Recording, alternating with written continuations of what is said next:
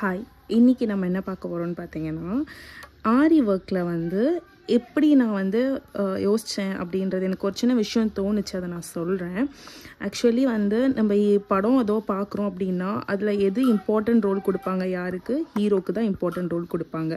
அதே மாதிரி hero ரோலோட important role மட்டும் நம்ம பார்த்துட்டே இருந்தால் சுவாரஸ்யமாக இருக்குமா, நல்லா இருக்குமா, என்னடா இது போர் அடிக்குது அப்படின்னு நம்ம யோசிப்போம்ல.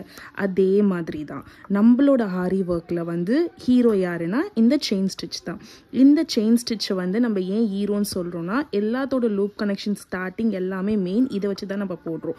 அதனால் இதுதான் ஆரியிலேயே வந்து ஒரு ஹீரோ அப்படி சொல்கிறோம். அதே மாதிரி ஒரு மூவியில் வந்து பார்த்திங்கன்னா ஹீரோவோட ரோல் ப்ளே பண்ணிட்டு இருந்தால் நம்மளுக்கு ஒரு இன்ட்ரெஸ்டிங்காகவும் இருக்காது, இதுவும் ஒரு என்ஜாய்மெண்ட்டாகவும் இருக்காது. ஸோ அதை அழகாக மாற்றுறதுக்கு ஒரு சப்போர்ட்டிங் ரோல் ஒன்று தேவைப்படுது.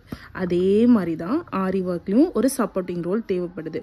அந்த சப்போர்ட்டிங் ரோல் இப்போ நான் போட்ட லாக் ஸ்டிச் தான்.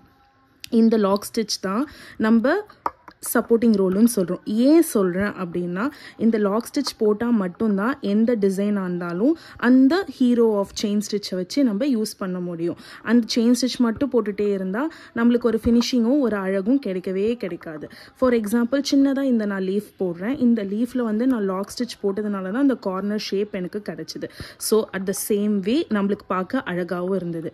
ஸோ ஒரு ஹீரோ அண்ட் சப்போர்ட்டிங் ரோல் இருந்தால் தான் ஒரு ஹீரோட கேரக்டர் எப்படி அழகாக வெளிப்படையாக தெரியுமோ, அதே மாதிரி நம்ம ஆரி ஒர்க்கில் நம்மளோட ஹீரோ செயின் ஸ்டிச் மட்டும் போடாமல் லாக் ஸ்டிச் எந்த இடத்துல தேவைப்படுது, எந்த இடத்துல போடணும் அப்படின்னு நம்ம யோசித்து நம்ம போட்டோம்னா நம்மளுக்கு அழகான ஒரு இமேஜஸ் நம்ம இமேஜின் பண்ண மாதிரி நம்மளுக்கு கிடைக்கும். அதனால தான் இந்த லீஃப் நம்மளுக்கு பார்க்க அழகாக இருக்குது. Thank you so much.